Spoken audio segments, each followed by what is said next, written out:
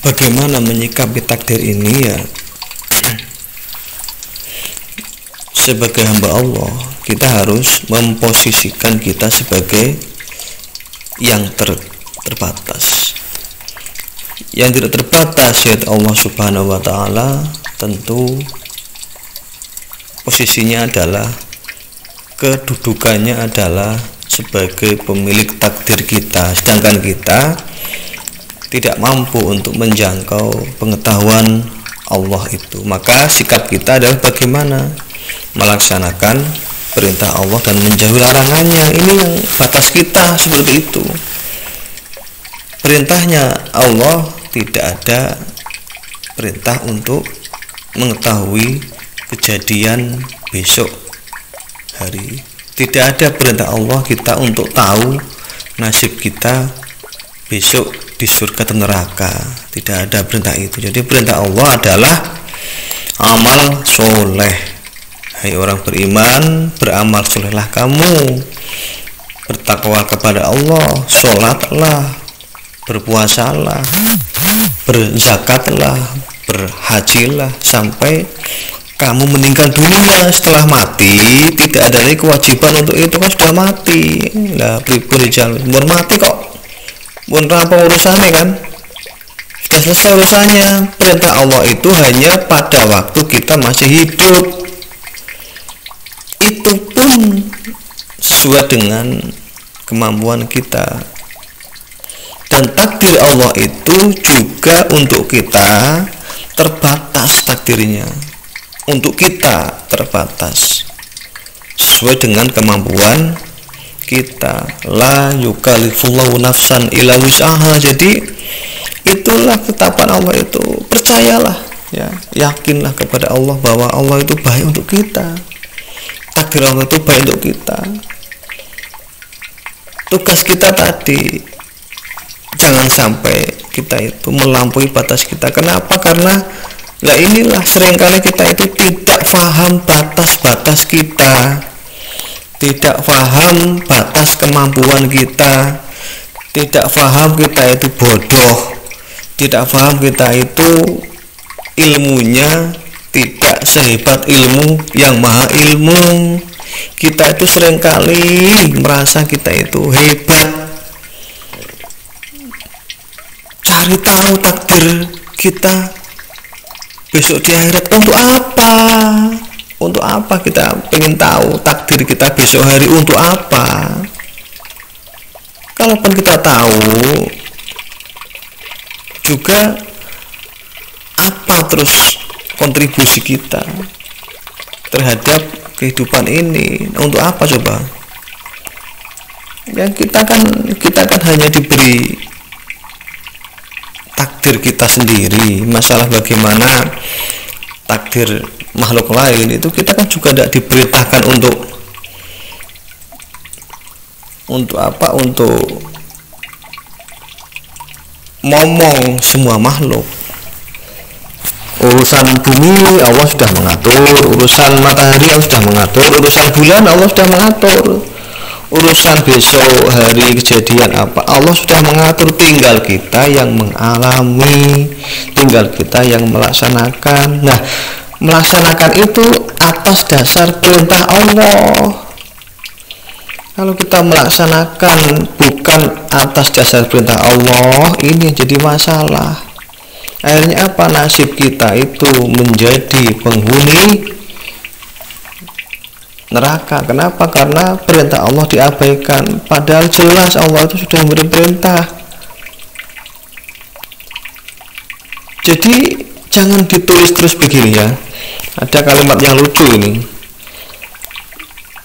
Allah sudah mentakdirkan kita masuk surga. Ini jangan dipotong-potong ya.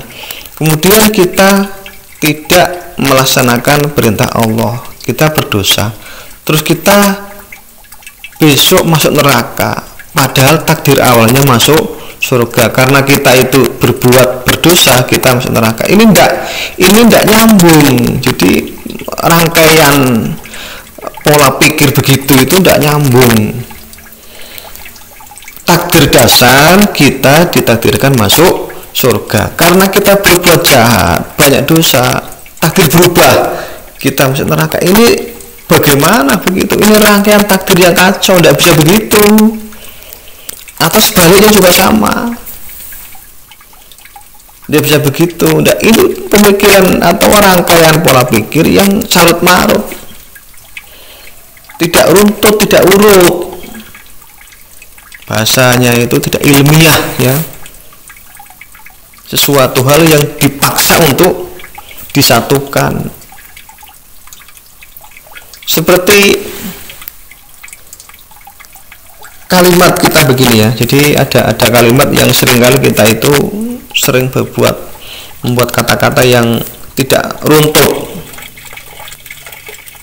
Saya datang ke pasar, tiba-tiba di kantor ada orang, ini tidak terkait. Saya datang ke pasar, tiba-tiba di kantor ada orang, tiba-tiba di kantor ada orang, itu kan bukan bagian dari kalimat tadi awalnya. Dipaksakan begitu, ini kan tidak runtut. Memang itu nggak salah kalimatnya, mungkin juga ada orang di sana, tetapi ketika dipaksakan digabungkan kalimat itu menjadi pemahaman yang tidak runtut, ini kacau. Ditakdirkan Allah masuk neraka karena dia berbuat baik, dia masuk surga. Ini takdir itu sudah begitu, itu sudah di surga takdirnya, buat di neraka. Yang tahu siapa dia di neraka, kecuali Allah beritahu lain ya.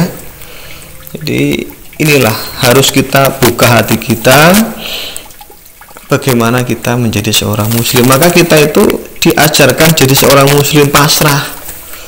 Ya pasrah ini terhadap takdir Allah, ini pasrah kita. Us anut wailah dengan takdir Allah. Yang penting perintah Allah kita laksanakan, larangannya kita tinggalkan. Apa yang sulit untuk tinggal itu tidak perlu kita itu tahu-tahu. Tidak perlu kita itu harus pergi ke surga ke neraka, nonton orang, tidak perlu. Untuk apa? Allah tidak merintahkan begitu. Allah tidak merintahkan kita itu untuk tahu hari besok. Allah tidak merintahkan kita itu untuk tahu kejadian di luar batas kemampuan kita.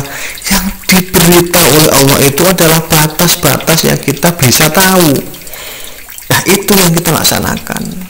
Perintahnya sholat, kamu sholat. Apa susahnya sholat?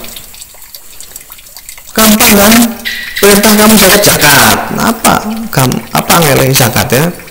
Perintah kamu ya puasa, perintah kamu tolong haji, mudah kan? Tidak perlu mencari untuk saya bisa kamu surga. Nah untuk apa? Tahu itu tidak relevan dengan kehidupan dan kemampuan ilmu kita. Oh ya Allah, besok aku kayak piye nasibku iki besok iki. Marep ming dijal. Lah untuk apa tanya itu? Keuntungan kita untuk apa? Toh kalau diberitahu pun juga kita tidak bisa berperan besar di alam semesta ini, mengatur alam, mengatur bumi, mengatur untuk apa? Ya Allah kan, Allah tak mengetahui atas kejadian besok hari, nasib makhluk di akhirat bagaimana. Itu karena statusnya derajat Allah itu kan Allah mengatur alam semesta ini. Ya wajar lah kalau Allah tahu besok nasib kita bagaimana, karena Allah mengatur alam semesta ini. Itu posisinya, jadi layaklah Allah untuk tahu itu begitu, layak tahu lah. Kita kalau tahu besok hari nasib kita, cuma itu untuk apa? Status kita apa ya? Sebagai apa kita tidak bisa ngatur alam lain? Cuma kita tahu kalau besok nasib kita nggak bisa mengatur kehidupan alam ini. Untuk apa?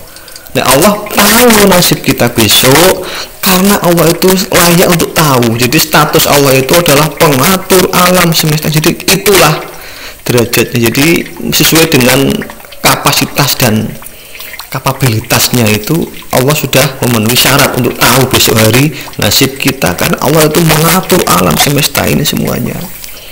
Semua itu diatur oleh Allah. Satu Tuhan mengatur seluruh makhluk. Bayangkan coba, Kelasnya bukan kita. Kelas kita itu adalah apa? Melaksanakan perintah Allah. Dalam bahasa agama, ittaqullah haqqa tuqatih wa la tamutunna illa wa antum muslimun. Ya ayyuhalladzina amanu taqullaha haqqa tuqatih wa la tamutunna illa wa antum muslimun. Bertakwalah kepada Allah dan jangan kamu sekali-kali mati kecuali dalam keadaan pasrah. Anut, wis anut ya Allah, wis dikapake arep ning swarga ya anut, ning neraka ya anut. Yang penting sudah melaksanakan perintah Allah, menjauhi larangan Allah. Yang penting sudah bertakwa, sudah takut kepada Allah, sudah melaksanakan perintah Allah, sudah menjauhi larangan Allah. Terus kita pasrah kepada Allah, maka antum muslimun, jadi kamu itu orang-orang Islam. Setelah itu pasrah, arep liboke ming dianut dengan takdir Allah. Itulah sikap kita sebagai seorang hamba Allah yang tahu batas kita. Jadi hamba Allah itu bukan goblok, bukan bodoh, tapi dia tahu dia itu bodoh, itu loh.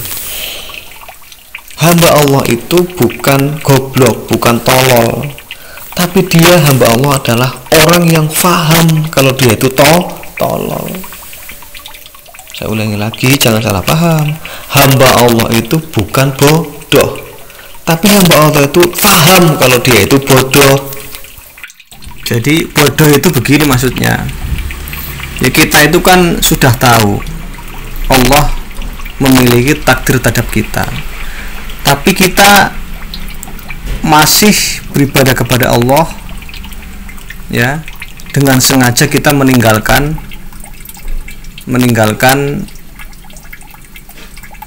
pemikiran kita atau meninggalkan rasional kita.